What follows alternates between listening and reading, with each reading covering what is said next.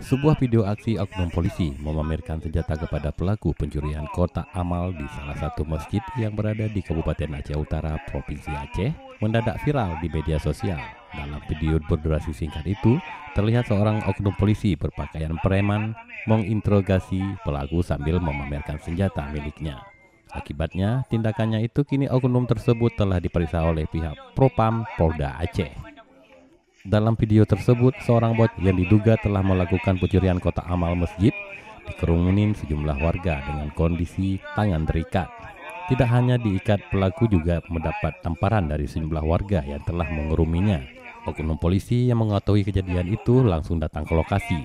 Tiba di lokasi, ia langsung memamerkan senjatanya sambil menginterogasi sang bocah yang sudah diikat tangannya oleh warga. Kini tindakan oknum polisi tersebut telah viral di media sosial.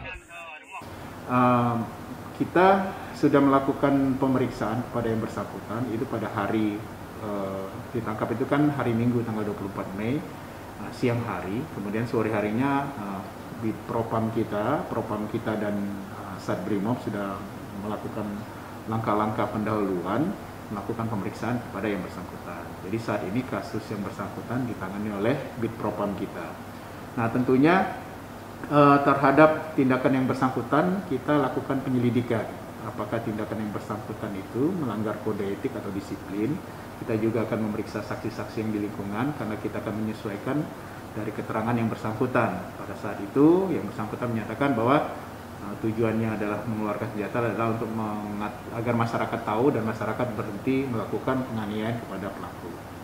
Nah, dari saksi nanti yang kita kumpulkan, alat bukti yang dikumpulkan, nanti penyidik Propam akan memutuskan apakah tindakan yang bersangkutan itu melanggar kode etik atau disiplin. Dan kalau memang itu ternyata terbukti melanggar kode etik dan disiplin, maka akan diberikan tindakan tegas oleh kita. Dan apabila dari hasil penyelidikan dari pihak Propam berdasarkan keterangan sejumlah saksi dan alat bukti lainnya bahwa oknum polisi tersebut melanggar kode etik dan disiplin Polri, maka pihak Polda Aceh akan memberikan sanksi sesuai dengan aturan yang berlaku kepada oknum polisi tersebut. Tim Haba TV.